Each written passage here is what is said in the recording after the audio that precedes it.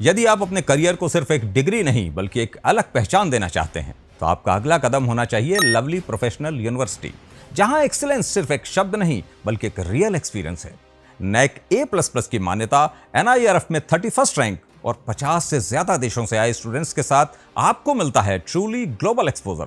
तो अब मौका है LPU नेस्ट के जरिए एडमिशन लेने का, जहां आपको मिल सकती है 60 से 70% तक की स्कॉलरशिप और कुछ केसेस में 100% तक की भी, यानी कम फीस में वर्ल्ड क्लास एजुकेशन। तो देर किस बात की, डिस्क्रिप्शन में दिए गए लिंक पर क्लिक करें, एडमिशन फॉर्म भरें और पाएं एप्लीकेशन फीस पर 20% तक का एक्स्ट्रा ऑफ। अभी अप्लाई करें और अपने फ्यूचर को अपग्रेड करें। लवली प्रोफेशनल यूनिवर्सिटी, यहीं से शुरू होगा आपका सक्सेसफुल टुमारो।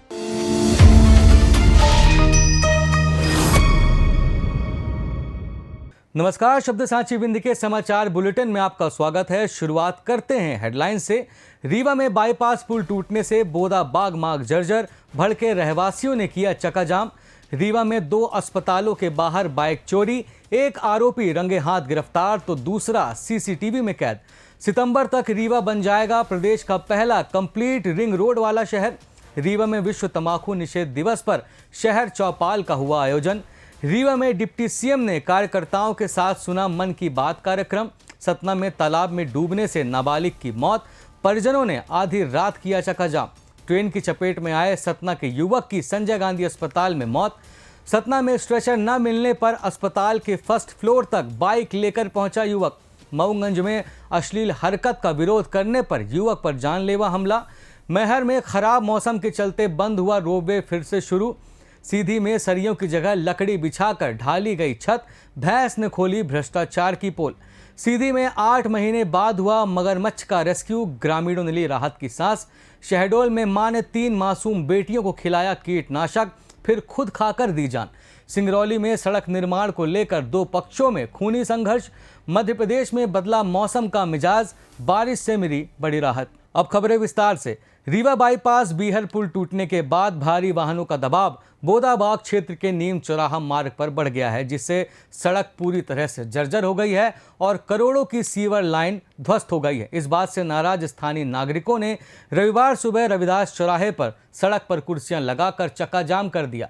रहवासियों का आरोप है कि पाइपलाइन टूटने से घरों में गंदे पानी की सप्लाई हो रही है और गड्ढों में मिट्टी भरने से उड़ने वाली धूल के कारण लोगों को तकलीफ हो रही है, जिसके विरोध में उन्होंने भारी वाहनों पर नो एंट्री लगाने, डामरीकरण करने और दोषी अधिकारियों पर कार्रवाई की मांग उठाई। चक्काजाम की सूचना मिलते ही मौके पर पहुंचे पुलिस, तहसीलदार और प्रशासनिक अधिकारियों ने नगर निगम व MPRDC के प्रतिनिधियों से बात कर भारी वाहनों को रोकने, वैकल्पिक मार्ग तय करने और समस्याओं के निराकरण का लिखित आश्वासन दिया, जिसके बाद नागरिकों ने समस्याओं का समाधान न होने पर कोर्ट जाने की चेतावनी देते हुए जाम समाप्त कर दिया।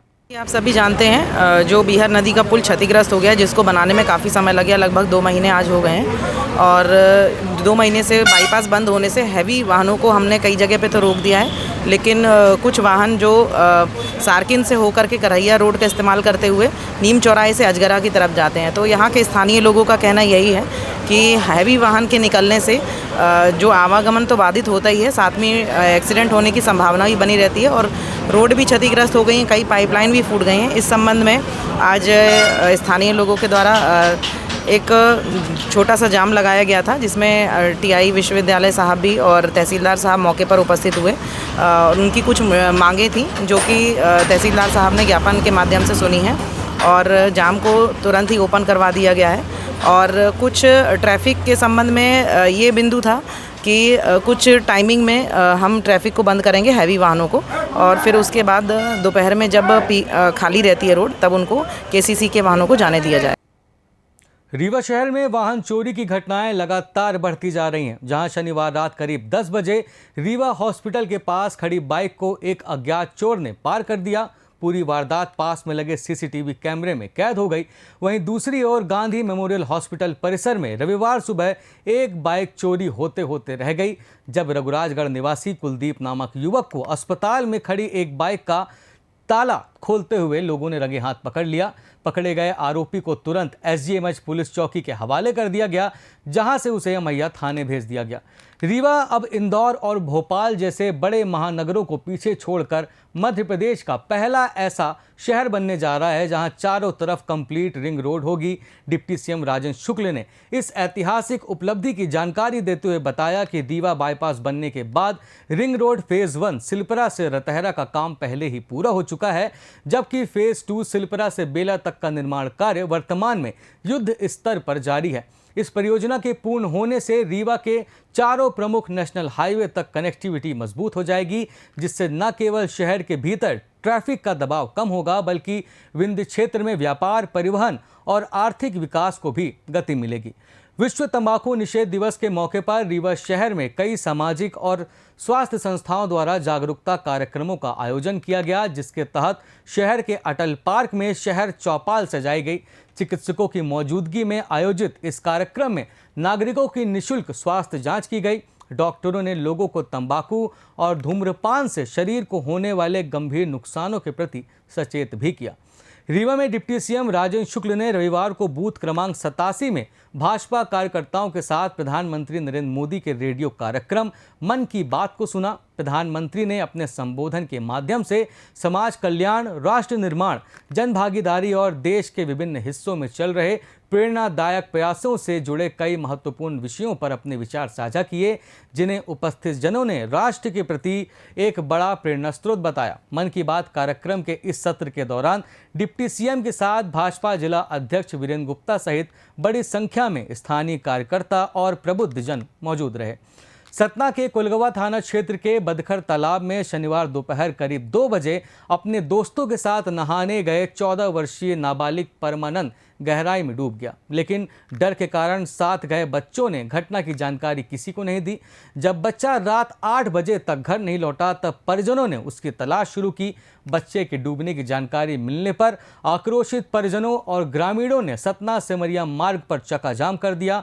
मौके पर कोलगवा टीआई और चौकी प्रभारी सहित पुलिस बल वहां पर पहुंचा और लोगों को समझाया, मगर रात करीब 1 बजे जब एसडीआरएफ की टीम मौके पर पहुंची, तब जाकर ग्रामीणों ने जाम समाप्त किया, जिसके बाद टीम ने तालाब में सर्च ऑपरेशन चलाकर करीब 1 घंटे की मशक्कत के बाद रात 2 बजे नाबालिग का शव बरामद किया। सतना रेलवे स्टेशन के पास बीते 19 मई को दोपहर करीब 1 बजे रेलवे लाइन पार करते समय ट्रेन की चपेट में आने से गंभीर रूप से घायल हुए 40 वर्षीय ललित कुशवाहा की शनिवार देर रात रीवा के संजय गांधी अस्पताल में इलाज के दौरान मौत हो गई। जानकारी के मुताबिक हादसे के तुरंत बाद गंभीर हालत में उन्हें पहले सतना जिला अस्पताल में भर्ती कराया गया था। बाद में डॉक्टरों ने उन्हें रीवा रेफर कर दिया, जहां पिछले 12 दिनों से जिंदगी और मौत के बीच जूझ रहे युवक ने दम तोड़ दिया। सतना जिला चिकित्सालय में सुरक्षा व्यवस्था में एक बड़ी चूक और एक हैरान करने वाला मामला सामने आया है, जहां नया गांव निवासी सीताराम सोनी अपने गंभीर रूप से घायल परिजन अंजनी सोनी को लेने अस्पताल की पहली मंजिल पर स्थित आइसोलेशन वार्ड तक बाइक लेकर पहुंच गया। दरअसल चिकित्सकों ने मरीज की हालत बिगड़ने पर उन्हें बेहतर इलाज के लिए रीवा रेफर किया था, लेकिन वार्ड से नीचे लाने के लिए समय पर स्ट्रेचर उपलब्ध नहीं हुआ, तो युवक मजबूरी में अस्पताल के अंदर बाइक लेकर आ गया ताकि मरीज को उस पर बैठाकर ले जाया जा सके। हालांकि मरीज की गंभीर स्थिति के कारण ऐसा संभव नहीं हो सका। हालांकि इसके बाद अस्पताल प्रबंधन ने तुरंत स्ट्रेचर और एम्बुलेंस की व्यवस्था कराकर मरीज को सुरक्षित रीवा रवाना किया। मऊगंज जिले के हरई मुड़हन गांव में महिलाओं के सामने अश्लील हरकत का विरोध करने पर एक युवक पर जानलेवा हमला करने का मामला सामने आया है। घायल युवक के भाई सत्यनारायण केवट के मुताबिक गांव का ही एक व्यक्ति उनके घर की महिलाओं के सामने कपड़े उतारकर अश्लील हरकतें कर रहा था, जिसका विरोध करने पर दोनों पक्षों में विवाद हो गया। जिसके बाद जब उनका भाई श्री रतन केवट रात करीब 9 बजे घटना की रिपोर्ट दर्ज कराने मऊगंज थाने जा रहा था, तभी रास्ते में घात लगाकर बैठे बाबूलाल, अशोक सहित आधा दर्जन महिला पुरुषों ने उस पर धारदार हथियार और लाठी डंडों से हमला कर दिया। इस हमले में गंभीर रूप से घायल श्री रतन केवट को रीवा के संजय गांधी अस्पताल में भर्ती कराया गया। वहीं मऊगंज थाना पुलिस ने पीड़ित पक्ष की शिकायत पर मामला दर्ज कर आरोपियों की तलाश शुरू कर दी है। मैहर में अचानक आए आंधी तूफान और तेज बारिश के कारण मां शारदा के दर्शन करने आए श्रद्धालुओं की सुरक्षा को ध्यान में रखते हुए प्रशासन द्वारा रोपवे सर्विस को बंद कर दिया गया था, जिससे दर्शनार्थियों को परेशानी का सामना करना पड़ रहा था। हालांकि त्रिकूट पर्वत पर मौसम के साफ होने के बाद प्रबंधन ने रोपवे को दोबारा से शुरू कर दिया है।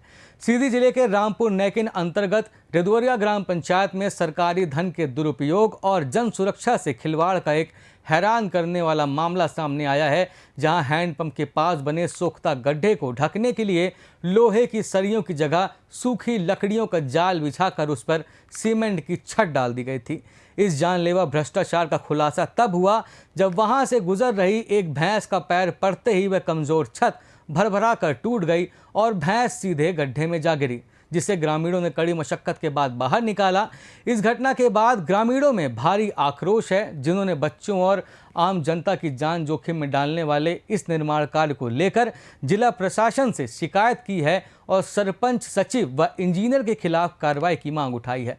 सीधी जिले के रामपुर नैकिन थाना क्षेत्र अंतर्गत ग्राम शिकारगंज की आदिवासी बस्ती के प्रमुख जल स्रोत तालाब में पिछले 8 महीने से डेरा डाले मगरमच्छ का रविवार को वन विभाग की टीम द्वारा रेस्क्यू कर लिया गया।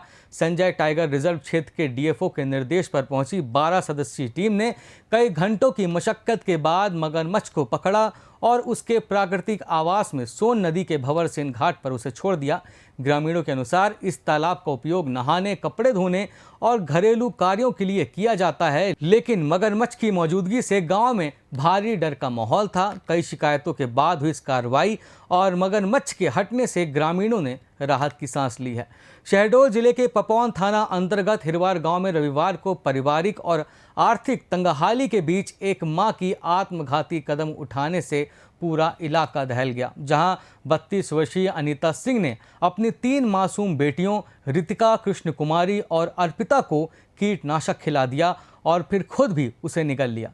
इसके बाद महिला ने घर में रखे सभी ज़रूरी दस्तावेज, कपड़े, फोटो और अनाज को आग के हवाले कर दिया। हालांकि जहर की कम मात्रा शरीर में जाने के कारण बड़ी बेटी रितिका बेसुध नहीं हुई और उसने घर के बाहर आकर पड़ोसियों को शोर मचाकर पूरी बात बताई। पड़ोसी तुरंत चारों को इलाज के लिए व्यवहारी अस्पताल लेकर भागे, जहां डॉक्टरों ने मां और दोनों छोटी बेटियों को मृत घोषित कर दिया, जबकि बड़ी बेटी रितिका ने भी इलाज के दौरान दम तोड़ दिया।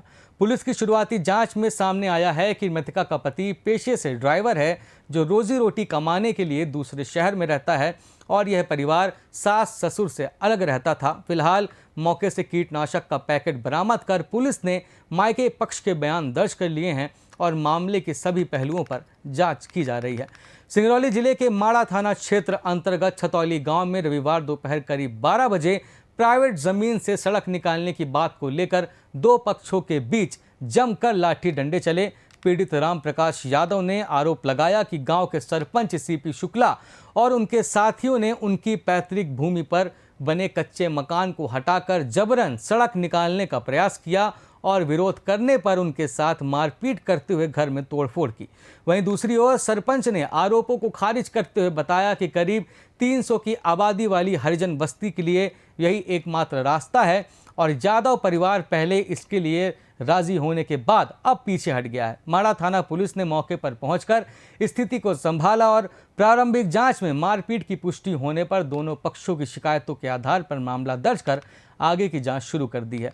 मौसम की बात करें तो मध्य प्रदेश में भीषण गर्मी के बीच मौसम ने अचानक करवट ले ली है, जिससे रीवा और शहडोल संभाग के जिलों में तेज हवाओं के साथ हुई बारिश ने लोगों को चिलचिलाती धूप से बड़ी राहत दिलाई है। रीवा जिले में रविवार को हुई हल्की बारिश से अधिकतम तापमान गिरकर 37 डिग्री सेल्सियस पर आ गया। रीवा के साथ साथ पड़ोसी जिले सतना और मैहर में भी आंधी बारिश के चलते तापमान में गिरावट दर्ज की गई, जबकि सीधी और सिंगरौली और शहडोल में गरज चमक के साथ मौसम सुहावना हो गया। मौसम विभाग के मुताबिक रीवा सहित इन सभी जिलों में सोमवार 1 जून को भी बारिश की संभावना बनी रहेगी। हालांकि मंगलवार 2 जून से मौसम एक बार फिर करवट लेगा और आसमान पूरी तरह से साफ होने के साथ तेज धूप का दौर फिर से शुरू हो जाएगा। इसी के साथ ये समाचार बुलेटिन समाप्त हुआ। कल फिर मिलेंगे नई खबरों के साथ। जुड़े रहिए शब्द सांची विंध्य से जुड़ी तमाम खबरों के लिए हमारे चैनल को सब्सक्राइब जरूर करें। अपने आसपास की खबरें हम तक पहुंचाने के लिए स्क्रीन पर दिए नंबर पर आप संपर्क भी कर सकते हैं। धन्यवाद।